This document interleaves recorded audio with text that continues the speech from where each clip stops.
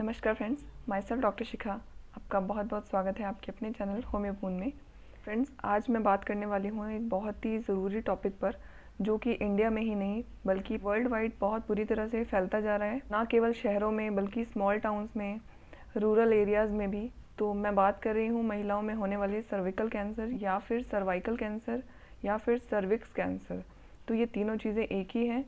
इसके बारे में आज हम बात करेंगे। वीडियो बहुत ज़्यादा इन्फॉर्मेटिव है, आप इसको पूरा देखें। आज की वीडियो में हम जानेंगे कि सर्वाइकल कैंसर क्या है, ये क्यों हो जाता है, इसके क्या कारण होते हैं। साथ ही हम जानेंगे इसके साइन एंड सिम्टम्स क्या होते हैं, और साथ ही हम ये भी जानेंगे कि कैसे पता करें कि आपको या किसी पर्सन को सर्वाइकल कैंसर हो सकता है या नहीं। इन सभी चीज़ों के बारे में हम बात करेंगे।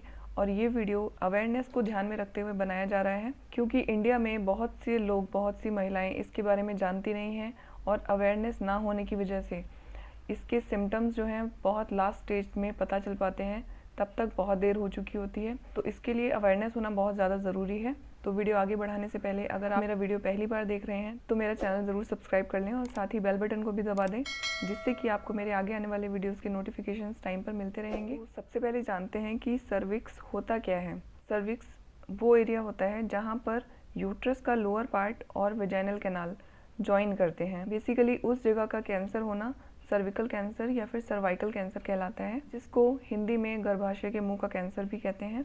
और ये मोस्टली मीनोपॉज के बाद स्टार्ट होता है, मतलब 45 से लेके 50 की एज के बीच में या फिर उसके बाद ये डिटेक्ट होता है। जनरली बात करें यंगर एज की तो ये 35 की एज से लेके 44 की एज तक हो सकता है। मोस्ट ऑफ द चांसेस में ये मीनोपॉज के बाद होता है।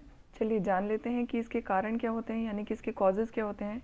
तो सर्वाइकल कैंसर होने का सबसे जो बड़ा कारण है वो होता है HPV वायरस, यानी कि पैपिलोमा वायरस, जिसको हम ह्यूमन पैपिलोमा वायरस भी कहते हैं। इसकी 100 से लेकर 200 तक के बीच की वैरायटीज़ होती हैं, और ये वही वैरायटी होती है जो इंसानों में वॉर्ट्स बनाती है, यानी कि मस्से बनाती है।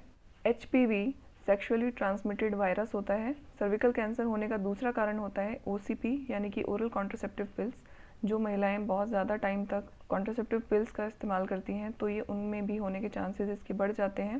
थर्ड रीज़न होता है अनहेल्दी लाइफस्टाइल, मतलब जो फीमेल्स अपनी लाइफस्टाइल को लेकर, अपनी लाइफ रूटीन को लेकर सीरियस नहीं रहती हैं, कभी भी खा पी रही हैं, अनहेल्दी खा रही हैं, डाइट हेल्दी नहीं है, या फिर एक्सरसाइज वगैरह नहीं करती हैं, या फिर बहुत ज़्यादा स्मोकिंग करती हैं, ऐसी फीमेल्स में सर्विकल कैंसर होने के चांसेस बढ़ जाते हैं। अगला कारण होता है ऐसी फीमेल्स जिनके रिलेशंस मल्टीपल मेल्स के साथ होते हैं, या फिर वो फीमेल्स जिनके पार्टनर के रिलेशंस मल्टीपल फीमेल्स के साथ होते हैं, और ऐसे मेल्स बाहर से वायरस लाकर अपनी वाइफ में ट्रांसमिट कर देते हैं।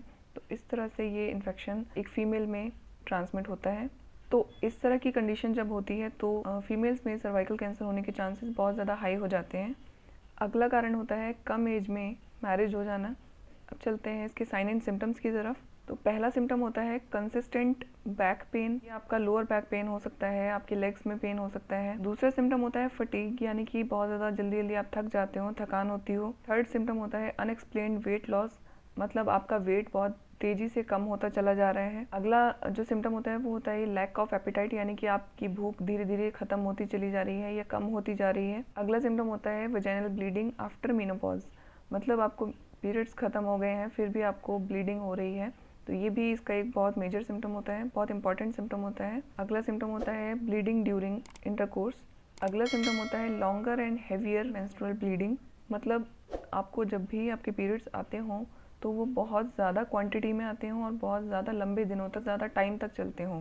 अगला सिम्टम होता है इनवॉलेंट्री यूरिनेशन, मतलब यूरिन का अपने आप निकल जाना। बाकी अगर वेजाइनल डिस्चार्ज की बात की जाए तो आपको कोई एबनॉर्मल वेजाइनल डिस्चार्ज देखने को मिल सकता है, जिसमें उसका कलर पिंकिश हो सकता है, या फिर रेडिश हो सकता है, या ब्राउनिश हो सकता है, या हल्का ग्रीनिश हो सकता है, और बहुत ज़्यादा स्मेली हो सकता है। तो अगर आपको कभी भी ऐसा लगे कोई भी एबनॉर्मल टाइप का डिस्चार्ज आ रहा है और इस तरह का है, तो आपको अलर्ट हो जाना चाहिए। आपको तुरंत किसी गायनेकोलॉजिस्ट से मिलना चाहिए, अपने सिम्टम्स बताने चाहिए। इसके अलावा जो अगला सिम्टम होता है वो होता है इंटरमिटेंट ब्लीडिंग, मतलब आपके पीरियड्स के बीच बीच में आपको कभी कभी स्पॉटिंग होती हो, ब्लीडिंग होती हो, इस तरह का भी सिम्टम देखने को मिलता है। बाकी इंटरमिटेंट ब्लीडिंग के और भी कारण हो सकते हैं, जैसे कि PCOD या हार्मोनल डिसबैलेंस। बट मैं अगेन आपको यहाँ पर सजेस्ट करूँगी कि अगर आपको इस तरह के कोई सिम्टम्स मिल रहे हैं तो आपको एक बार ज़रूर गायनेकोलॉजिस्ट से मिलना चाहिए और आपको अपने सिम्टम्स ज़रूर बताने चाहिए। बात करें सर्वाइकल कैंसर के इन्वेस्टिगेशन या टेस्ट कौन से कराने चाहिए।